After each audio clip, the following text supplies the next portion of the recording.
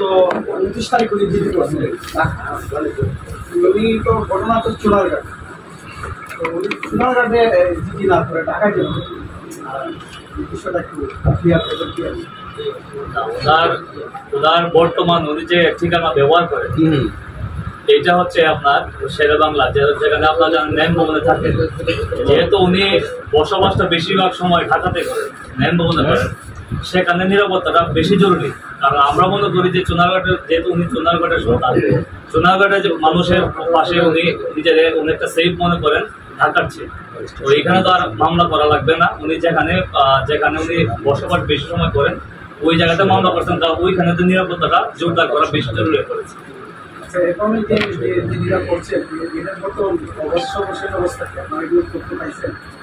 সর্বশেষ অবস্থা বলতে পুলিশ প্রশাসনের সাথে আমাদের যতটুকু আলোচনা হয়েছে বা যোগাযোগ হয়েছে, ওনারা আসামিদের শনাক্ত করার জন্য তারা সর্বোচ্চ চেষ্টা করছেন এবং ইনভেস্টিগেশনের যেন বিভিন্ন তথ্য যেন লিক আউট না হয়, এই কারণে ওনারা সব বিষয়ে আমাদের সাথে খোলাসা আলোচনা করেননি। বাট ওনারা বলেছেন যে আমরা অনেক দূর এগিয়ে গেছি, আমরা খুব দ্রুত আসামি ধরার চেষ্টা করছি।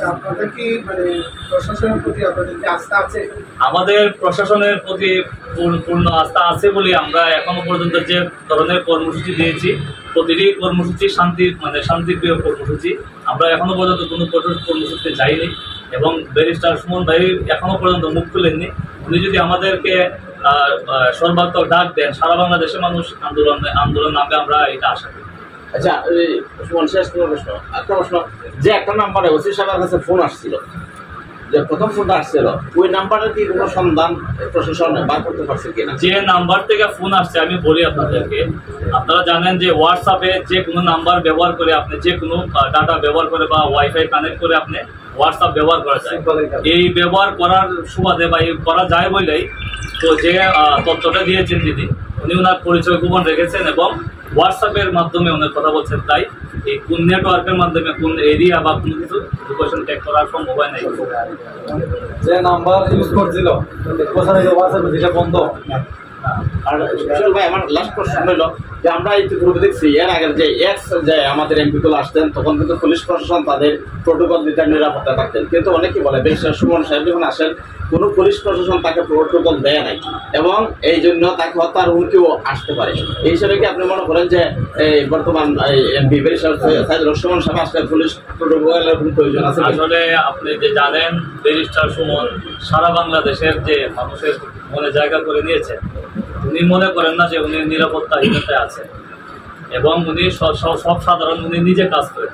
উনি কোনো কর্মী দিয়ে অথবা পিএস দিয়ে বা কোনো ধরনের দলীয় নেতাদেরকে দিয়ে কোনো কাজ করেন না। আপনারা জানেন উনি প্রতিটা গ্রামের কোনায় কোনায় কার কী সমস্যা উনি যান, উনি প্রতিটা মানুষের কথা শুনেন এবং ওনার বাসাতে আপনারা যদি যান, যারা এখানে যারা মিডিয়াতে আছেন, আপনারা দেখবেন সকাল থেকে রাত অবধি প্রচুর 200-300 এর অধিক মানুষ বিভিন্ন কাজে, সাধারণ মানুষ যেটা একজন ইউনিয়ন চেয়ারম্যান অথবা মেম্বার অথবা থানায় যে কাজটা বা একটা হাসপাতালে যে চিকিৎসাটা নেওয়া যায়, এইসব ব্যাপার নিয়েও মানুষ ওনার বাসায় বসেন এবং উনি ওনাদের কষ্টের কথা শুনেন এবং উনি সলিউশন করার চেষ্টা করেন।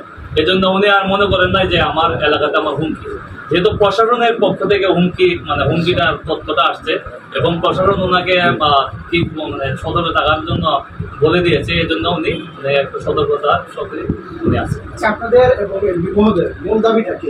বর্তমানে যে আন্দোলনটা করতেছে মূল দাবিটা কি? আমাদের মূল দাবি হচ্ছে যে অবশ্যই আপনারা জানেন উনি অন্যায়ের বিরুদ্ধে উনি একজন বলিষ্ঠ কণ্ঠস্বর, উনি যে কোনো মানুষের বিরুদ্ধে দাঁড়িয়ে যান, কথা বলেন। তো যারা খারাপ কাজ করছে, এই মুষ্টিময় বাংলাদেশের মুষ্টিময় কিছু লোক খারাপ, এই মুষ্টিময় কিছু লোকদের মধ্যে যারা সুমন ভাইকে প্রাণনাশে বা হত্যা করতে চায়, এর প্রশাসন চাইলে অবশ্যই এটা বের করতে পারে। সেই হিসাবে ওনারা যদি ইনভেস্টিগেশন করলে অবশ্যই বেরিয়ে আসবে। এখানে তো কারা হত্যা করতে চায়, যাদের বিরুদ্ধে আমরা প্রতিবাদ করি বা যেসব অন্যায়কারী বা যারা সমাজের খারাপ, তারাই তো ওনাকে হত্যা করছে। আপনারা কি প্রশাসনকে যে দাবিগুলো জানাইছেন? আমরা তো মিডিয়ার মাধ্যমে, স্মারকলিপির মাধ্যমে, আমরা বিভিন্ন মাধ্যমে আমরা জানিয়েছি। ইতিমধ্যে আমরা ইউনো মাধ্যমে আমরা শেখ হাসিনার কাছে আমরা স্মারকলিপি দিয়েছি, বিভিন্ন প্রতিষ্ঠান আমরা দিয়েছি।